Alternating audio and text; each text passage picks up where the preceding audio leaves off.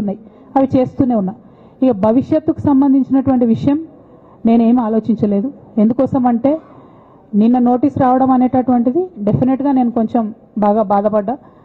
నాకెందుకు నోటీస్ వస్తుంది, మరి నా లేఖ లీక్ అయింది, లీక్ చేసింది ఎవరు అంటే చేసినటువంటి వ్యక్తుల మీద ఎందుకు విచారణ జరగలేదు అనేటటువంటిది ఖచ్చితంగా పార్టీ అంతర్గతంగా ఆలోచన చేసుకోవాలి. అంటే నన్ను ఏం మాట్లాడకుండా నన్ను డైరెక్ట్గా ఉరిదీస్తారు. నేను ఎవరి మీద అయితే కంప్లైంట్ చేసినో కనీసం వాళ్ళను అడిగినరా, అడగలేదా, చర్యలు తీసుకున్నారా, తీసుకోలేదా, ఏమీ చెప్పకపోతే, ఆ మాత్రం అంతర్గత ప్రజాస్వామ్యం లేకపోతే బయట ప్రజలకు మనం ఏం చెప్తామన్నది నా ప్రశ్న.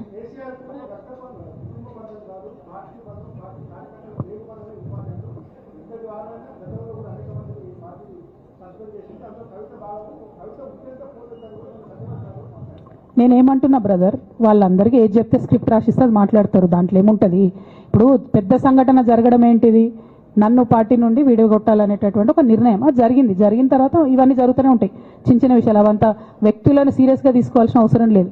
అల్టిమేట్గా నేనేమంటున్నా అంటే నన్ను అడగకుండానే ఉరిదీశారు, కనీసం ఏమైందని కూడా అడగలేదు.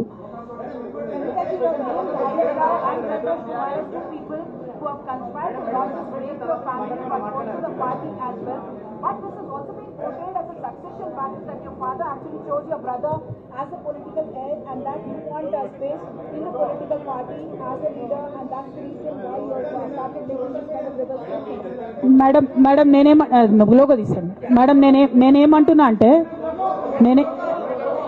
కింద పెట్టు.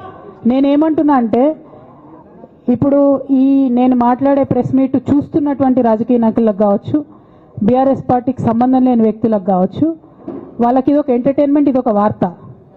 కానీ నాకు నా లైఫ్, మా బీఆర్ఎస్ పార్టీ కార్యకర్తలకు వాళ్ళ లైఫ్. సో నేను చాలా తీవ్రమైనటువంటి బాధలో గంభీరంగా ఉండి మాట్లాడేటటువంటి ప్రయత్నం చేస్తున్నాను.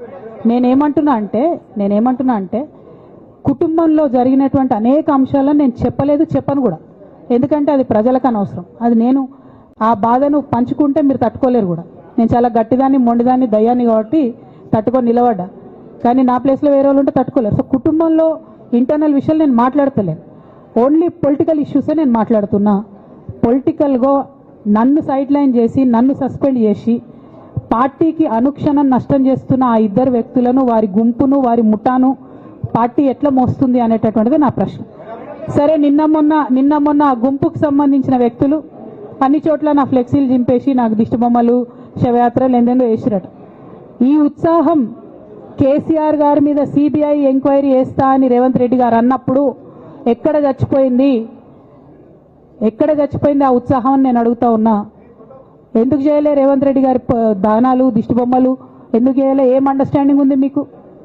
నా ప్రశ్న సింపుల్. నన్ను వ్యక్తిగతంగా ఏదో చేస్తారన్నది కాదు, నాకు నష్టం జరిగేదే లేదు. ఎందుకంటే ప్రజలు చూస్తున్నారు, ప్రజలు గమనిస్తున్నారు. తెలంగాణ ఆడబిడ్డలు తమ ఇంటి ఆడబిడ్డలుగా ఆదరించారు నన్ను. ఒక్కొక్కరు అడిగితే అర్థమవుతలే, ఏం అర్థమవుతలే.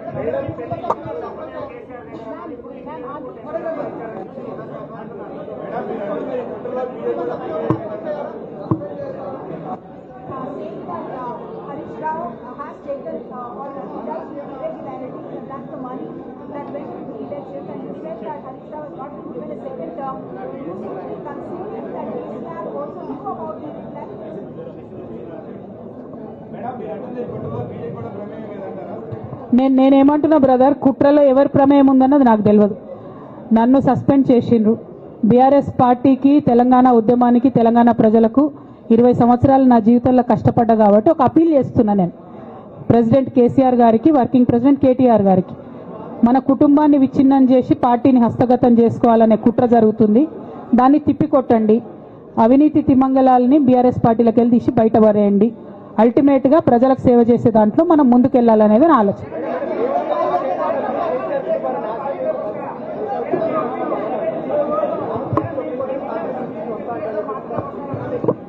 ఇక్కడ ఇంకో మాట చెప్పాలి బ్రదర్, నేను నిన్నటి నుంచి పేపర్లలో నేను ఈ పార్టీలో ఏరుతున్నా, ఆ పార్టీలో ఏరుతున్నా అని వచ్చింది. నేను ఏ పార్టీలో కూడా చేరను, నాకు ఏ పార్టీతో అవసరం లేదు.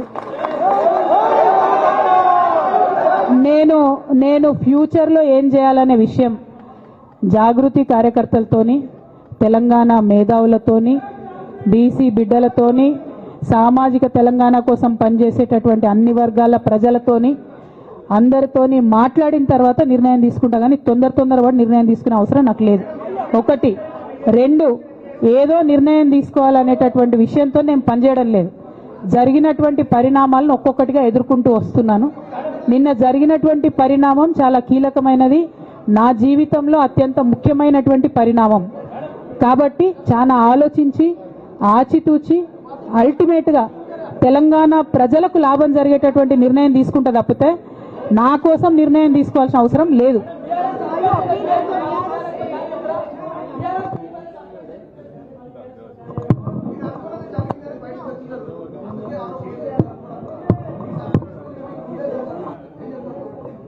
నాకెట్లా తెలుస్తుంది సస్పెన్షన్ గురించి? నాకైతే రేవంత్ రెడ్డికి ఉన్నట్టు ఆడ దూతలు లేరు. అక్కడ సార్ సగం ఇడ్లీ తింటే బయటకు చెప్పేటటువంటి సిస్టమ్ నా దగ్గర లేదు. సో అక్కడ ఏం జరిగిందో నాకు తెలియదు, ఎవరు నా గురించి ఏం చెప్పారో నాకు తెలియదు. Ma'am, it is but natural. అమ్మతోని మాట్లాడకుండా ఎవరైనా ఉంటారా? First of all. Second of all, ఈ మొత్తం పరిణామంలో కూడా మా మదర్కి దూరంగా ఉండాల్సి రావడమే బాధాకరం. ఇంతకు మించి బాధ ఇంకోటి లేదు. పొలిటికల్ పొజిషన్స్ వస్తాయి పోతాయి, ఇవి వేస్ట్. ఇవి అమ్మలేని లోటు ఎవరు కూడా తీర్చలేరు. ఆ ఒక్క బాధ తప్ప ఇంకేం లేదు. ఇది మాత్రం నా ఇంటిగ్రిటీ నిరూపించుకోవడం కోసం నేను రాజీనామాలు చేస్తున్నా. నాకు పార్టీ వల్లనే ఎమ్మెల్సీ వచ్చింది, దానికి రాజీనామా చేస్తున్నా. నేను పార్టీకి నష్టం చేసినాను అని చెప్పి పార్టీ నాయకులు మా నాన్నగారు భావిస్తున్నారు కాబట్టి పార్టీ కూడా రిజైన్ చేస్తున్నా. కాలం నిర్ణయిస్తుందండి. షర్మిలతో పోలుస్తున్నారా, కేసీఆర్తో పోలుస్తున్నారా? కాలం నిర్ణయిస్తుంది. తొందర ఏం లేదు. నన్నేదో అవమానం చేయాలి, నన్నేదో అనాలి అని ఎవరు పడితే వాళ్ళు మాట్లాడే అడ్డమైన మాటలకు సమాధానం చెప్పాల్సిన అవసరం కూడా లేదు.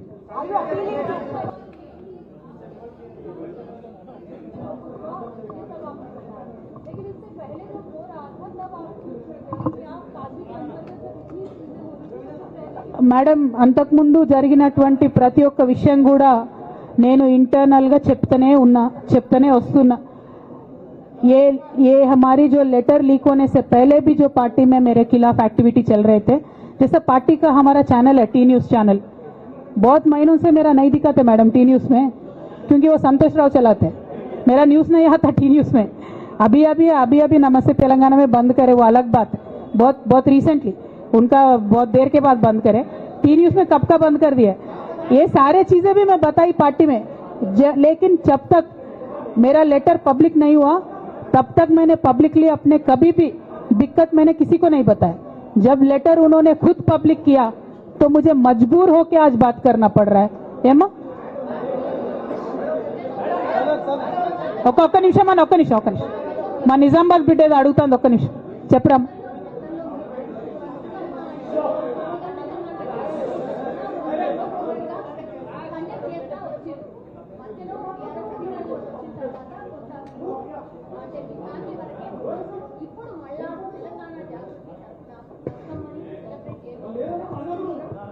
ఏ మనోడా మందోడా భయ్, ఆగు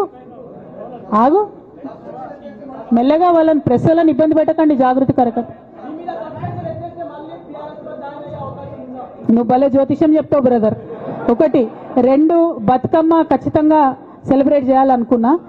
యాజ్ ఆన్ టుడే మాత్రం విపరీతమైన బాధ అవుతుంది. ఏం చేయబుద్ధి అయితే లేదు. 2 రోజులు అయితే బ్రేక్ తీసుకుంటా. ఆ తర్వాత ఆలోచించుకొని నా కార్యాచరణ ప్రకటిస్తాను.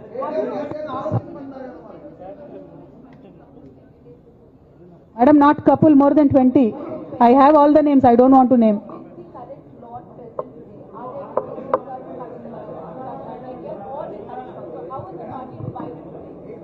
I don't have that. Madam, I have a lot of information, but I don't believe it is the right time to expose all that. There is a lot many more interactions that we will have in future. If necessary, I'll certainly let that information out. Today, my simple appeal to Honorable President of our party is, as you have taken action on me without even asking me for an explanation, kindly take action on the rest of the people as well. That is my simple allegation.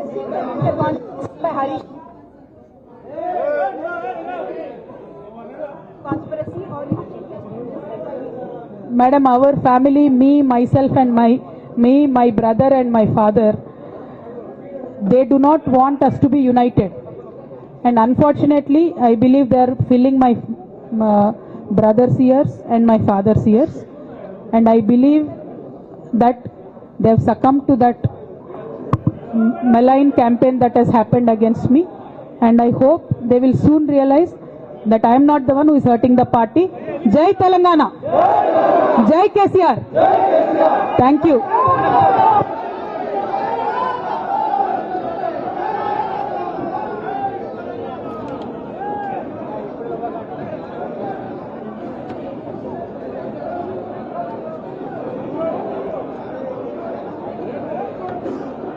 Navinachari, Srikant Gaud, Lalita Yadav,